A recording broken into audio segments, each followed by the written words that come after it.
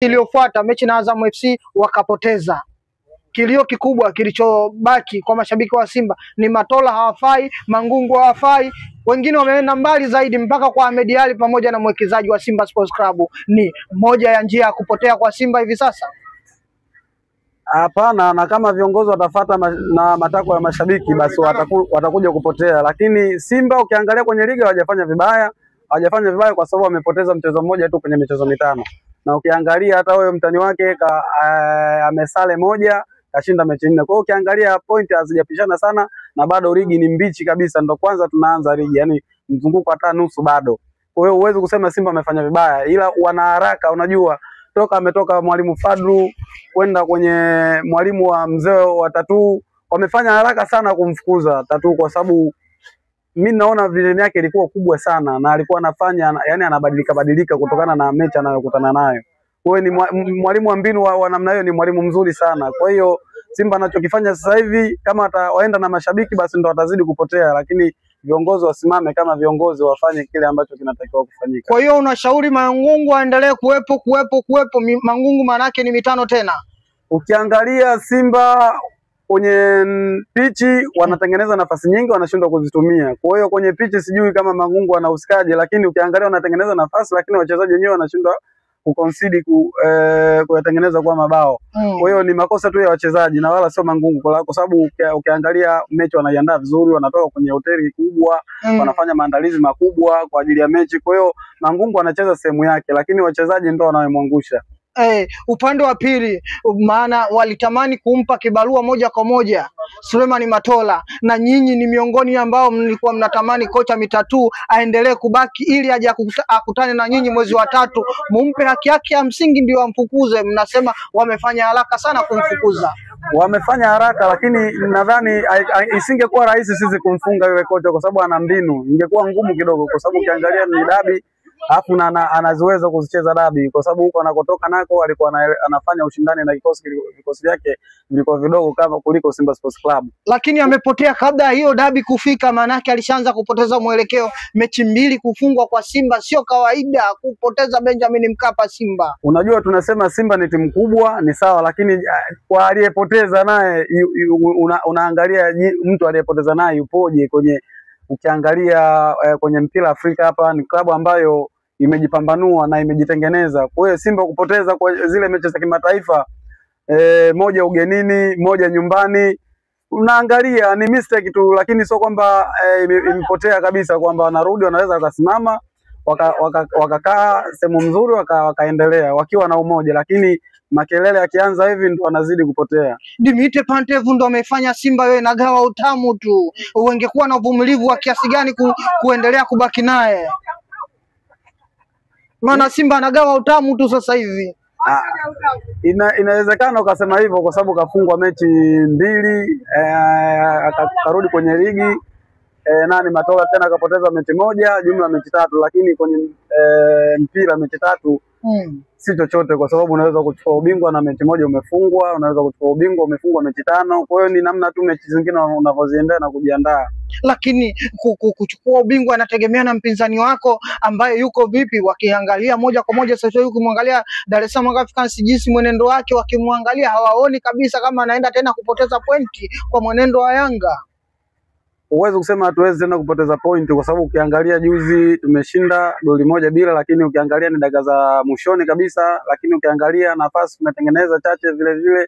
Kwa utengenezaji wa nafasi bado kwa mechi ya juzi ilituia vigumu kidogo kutengeneza nafasi, lakini nashukuru Mungu tumeweza kufanikiwa kwa ushindi wa 1.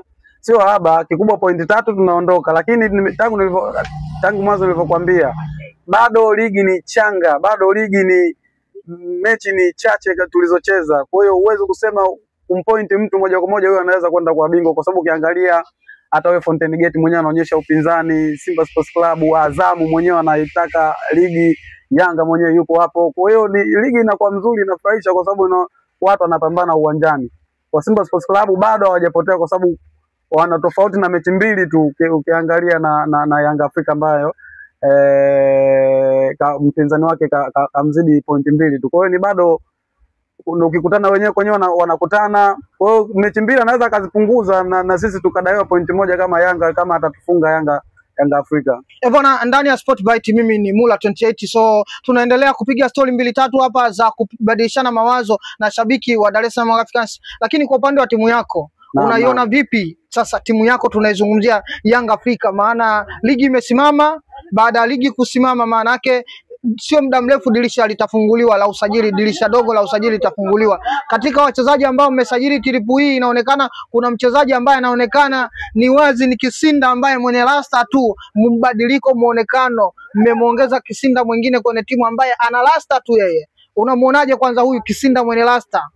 Yupi huyo? Yule Celestine Ekue ambaye anatokea pembeni, maana mashabiki wa Yanga hawana imani naye mpaka sasa hivi. Anaonekana ni wazi kwenye timu ya Yanga kama amepoteza ule mvuto kwa mashabiki. Talent mguuni anayo, akili anayo, ila ukiangalia kuna muda mwingine unapotea tu bila sababu, labda mazingira na nini, lakini talent anayo. Kwa hiyo anahitaji tu utulivu wa kocha na kumwambia saikolojia, inawezekana sababu za kimazingira tu, lakini ukiangalia jinsi anavyocheza hata kwenye timu yake ya taifa Chad kule anafanya vizuri, au sio bana?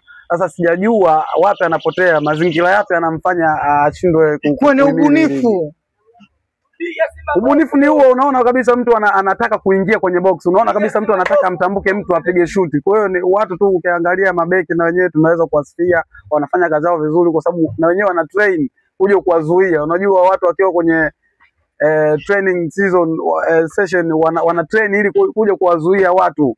Kwa hiyo mabeki wakifanya kazi yao, na muda mwingine unataka kuwasifia mabeki wetu Tanzania. Ndio maana ligi inakuwa ngumu, ligi inakuwa bora. Unalizishwa na kiwango cha wachezaji wa Yanga ambao wameshafanya maingizo ya msimu huu? Yeah, actually wanakuja mdogo mdogo, lakini uweze kusema sio kwamba wachezaji wabaya au nini, lakini ni sababu ya kimazingira. Kama nilivyokuambia mwanzo, inawezekana ni sababu tu ya kimazingira ambayo wanashindwa kufanya vizuri sasa hivi moja kwa moja kuingia kwenye mfumo. Ukiangalia mabadiliko ya mwalimu, naye walimu wanakuwa in and out, kwa hiyo inawezekana tena ikawa changamoto nyingine. Ukiangalia wao wachezaji walihitajika na mwalimu mwingine, lakini sasa hivi wanakutana na mwalimu mwingine, lakini still bado wengine wanapata nafasi kama huyo Celestine Ekue, lakini kuna muda utakuja hata Musa Balakonte ataanza na atachukua dimba. Ni wazi sasa hivi dirisha dogo linaenda kufunguliwa na kocha Pedro Gonçalves anaonekana ni wazi anataka kiungo mshambuliaji kule eneo la juu. Maana yake kiungo mshambuliaji ambaye anakuja ni wa kigeni, na Yanga ameshatimiza idadi ya wachezaji 12. Maana yake tuzungumzie kwamba kuna mchezaji wa kigeni atampisha kiungo mwingine wa kigeni anaokuja. Wakiona viongozi la kuwezekana watafanya kinachowezekana. Hii yote ni kwa ajili ya kuijenga timu. Unajua unapoijenga timu, kwa kusema yule alikuwa anasaidia sana, anayekuja sasa ndo atasaidia sana, kwa sababu waliowasajili wao walikuwa na mitazamo, na unaposhindwa kufanikisha ile mitazamo ya watu waliokuwa na kuangalia, watu saizi hawakugei muda. Watu kama wewe mchezaji unapewa muda, unapewa mpira ucheze, upewe muda. Kwa hiyo ni ugumu unaokuja ni huo, kwamba watu hawapewi muda. Unalizishwa na kiwango cha AI Musa Dumbia, Mamadou Dumbia. Aise, Dumbe yuko vizuri sana. Ukiangalia brain yake kwenye uwezo wa kupiga pasi, ana uwezo mwingi, ana uwezo wa kufikiria pale mwenzangu anafika, uwezo huo anao. Ndio mchezaji, lakini ni nguvu tu, yani anahitaji tu mazoezi kidogo ya nguvu ya kuweza kupambana. Ndio mchezaji, lakini anaonekana kama ni abiria tu uwanjani wanapocheza wenzie. Sio kweli, ukiangalia pasi zake nyingi zinakuwa za moto sana, yani za moto, ina maana kwa wapinzani, maana anapiga kwenye njia watu. Hata mlipokuwa Libya, lakini alikuwa abiria tu. Mlipokuwa kule nini Algeria, alikuwa abiria tu uwanjani kipindi cha pili alichoingia.